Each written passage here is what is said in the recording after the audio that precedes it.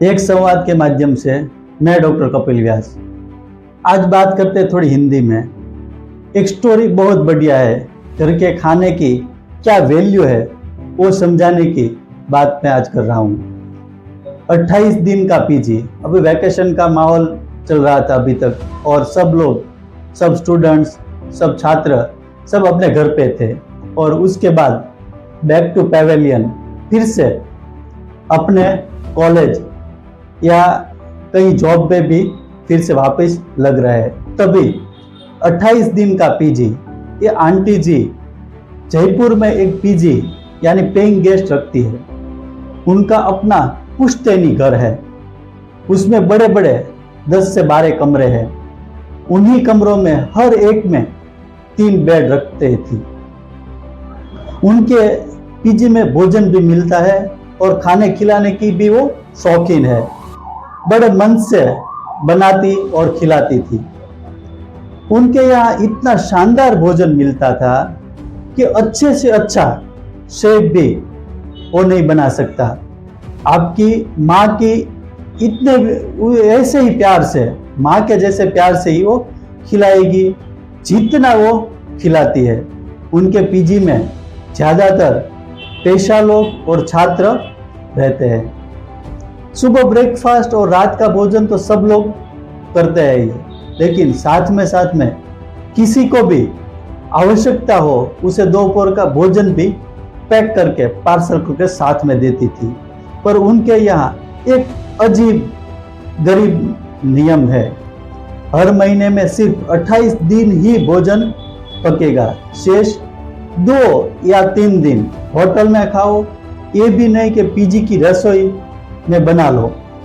रसोई सिर्फ 28 दिन खुलेगी, किचन सिर्फ 28 दिन ही खुलेगा, उसके बाद किचन लॉक रहेगा।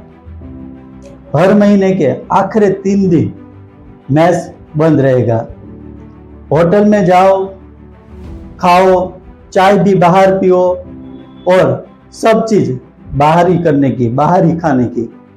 मैंने उनसे पूछा कि ये क्यों, ये अजीबोगरीब नियम है, आपकी किचन सिर्फ 28 दिन ही क्यों चलती है? बोली हमारा रूल है, हम भोजन के पैसे ही 28 दिन के लेते हैं और इसलिए किचन सिर्फ 28 दिन चलती है। मैंने कहा ये क्या अजीबोगरीब नियम है, और ये नियम भी कोई भगवान का बनाया तो है नहीं, आखिर आदमी का बनाया ही है, तो बदल दीजिए इस नियम को भी। उन्होंने कहा नो, रूल इज रूल। खैर साहब, अब नियम है तो है। उनसे अक्सर मुलाकात होती थी। एक दिन मैंने बस यूं ही फिर छेड़ दिया उनको उस 28 दिन वाले अजीबोगरीब नियम पे। उस दिन वो खुल के बोली, वो भी तुम नहीं समझोगे डॉक्टर साहब, शुरू में ये नियम नहीं था, मैं इसी तरह इतने ही प्यार से बनाती खिलाती थी, लेकिन इनको शिकायत खत्म ही नहीं होती थी। कभी ये कभी वो, कभी चिर असंतुष्ट यानी ऑलवेज क्रिटिसाइज, अनसेटिस्फाइड। सो तंग आके ये 28 दिन वाला नियम बना लिया। 28 दिन प्यार से खिलाओ और बाकी 2-3 दिन बोल दो कि जाओ बाहर खाओ। अब उस 3 दिन में नानी याद आ जाती है सबको, आटे दाल का भाव पता चल जाता है, ये पता चल जाता है कि बाहर कितना महंगा है और महंगाई है, और कितना घटिया खाना मिलता है, वो सोच भी नहीं सकते थे। 2 घूंट चाय भी 15-20 रुपए की मिलती है। मेरी वैल्यू ही उनको 3 दिन में पता चलती है।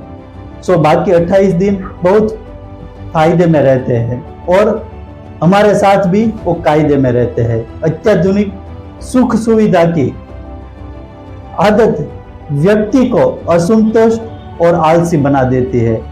और आंटी जी को हमने बोल दिया, वाह क्या बात है।